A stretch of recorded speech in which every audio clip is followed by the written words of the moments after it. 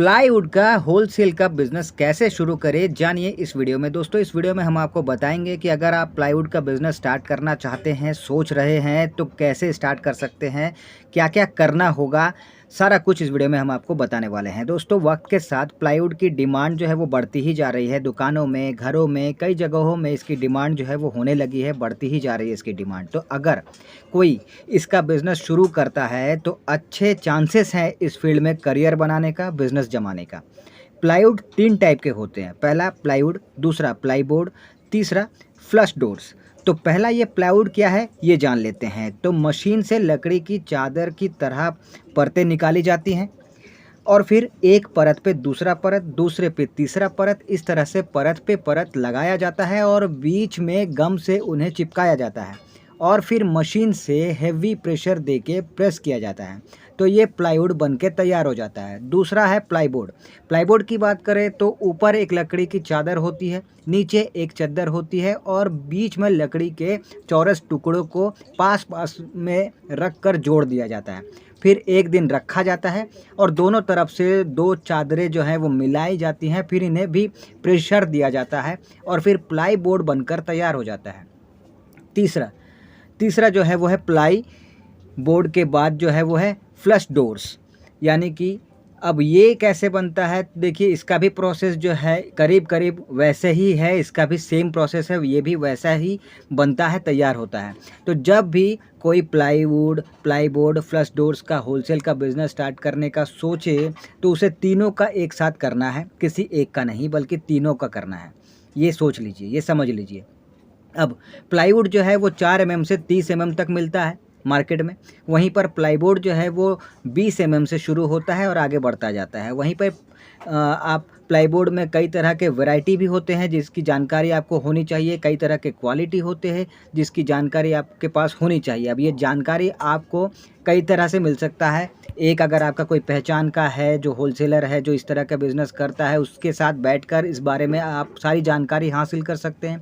दूसरा ये है कि आप किसी होलसेलर के यहाँ पे आप जो हैं पहले कुछ महीने जॉब करके, काम करके उस जानकारी को हासिल कर सकते हैं। उसके बाद जो है आप अपना बिज़नेस स्टार्ट कर सकते हैं। तो ये 2 तरीके हैं जानकारी हासिल करने के। खैर, अब ये जानते हैं कि इस बिज़नेस को आप कितने तरह से स्टार्ट कर सकते हैं। तो 2 तरह से इस बिज़नेस को आप स्टार्ट कर सकते हैं। पहला है मैन्युफैक्चरर बन के और दूसरा है रीसेल करके इस प्रोडक्ट का।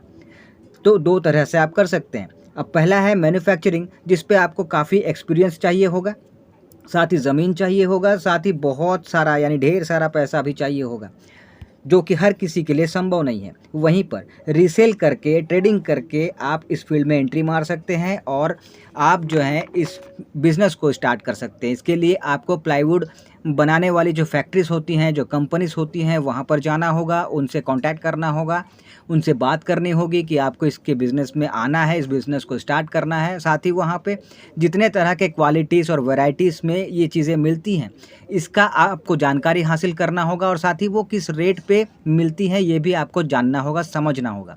उसके बाद सैंपल पीस आपको लेकर आना होगा। उसके बाद उसका जो लास्ट रेट है जो वो आपको देंगे, जिस लास्ट रेट पे, वो रेट भी आपको जानकारी लेके आना है, सैंपल पीस भी लाना है।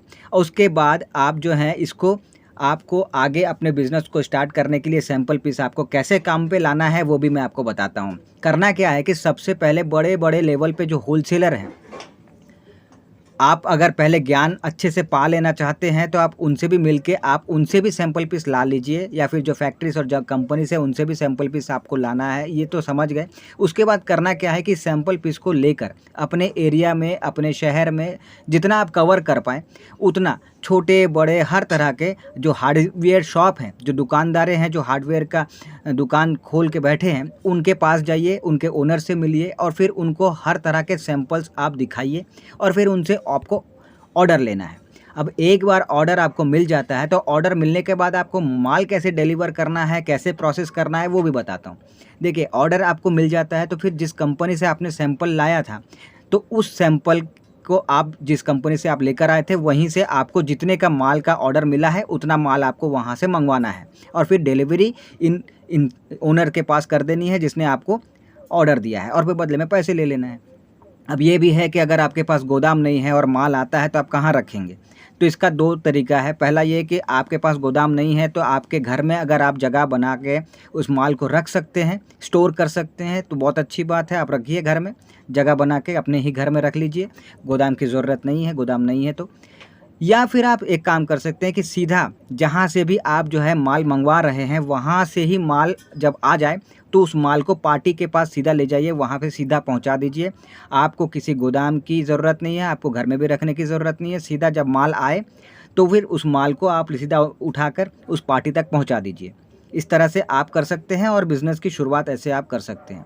अब आपको ये भी बता देता हूँ कि ये प्लाईवुड जो है ये सबसे ज़्यादा आपको कहाँ पे मिल सकता है और अच्छे रेट पे कहाँ पे मिल सकता है। वैसे तो बहुत जगहें हैं, आप नेट पे सर्च कीजिएगा तो आपको पता चल जाएगा, लेकिन आपको फिर भी मैं बता रहा हूँ।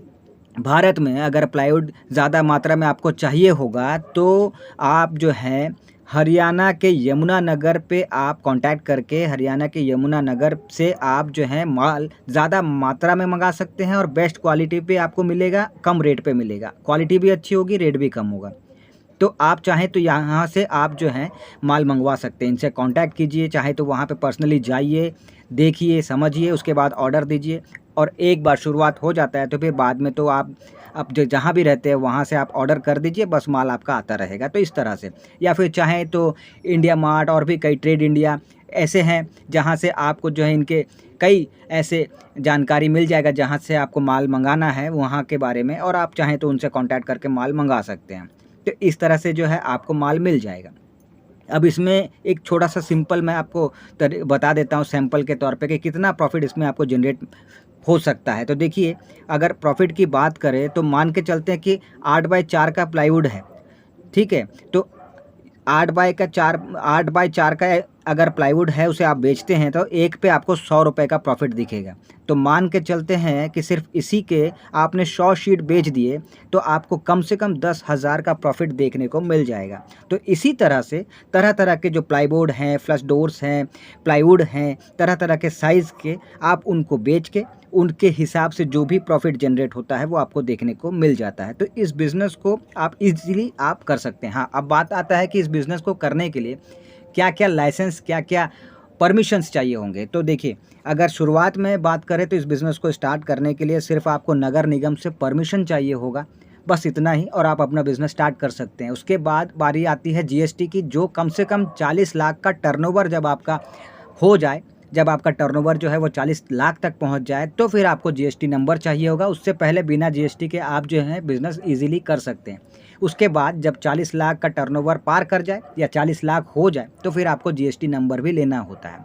तो इस तरह से आप जो है बिज़नेस को ईज़िली स्टार्ट कर सकते हैं और इस प्लाईबोर्ड के, फ्लश डोर्स के इस बिज़नेस में होलसेलर बन के ईज़िली आप जो है अच्छी कमाई कर सकते हैं।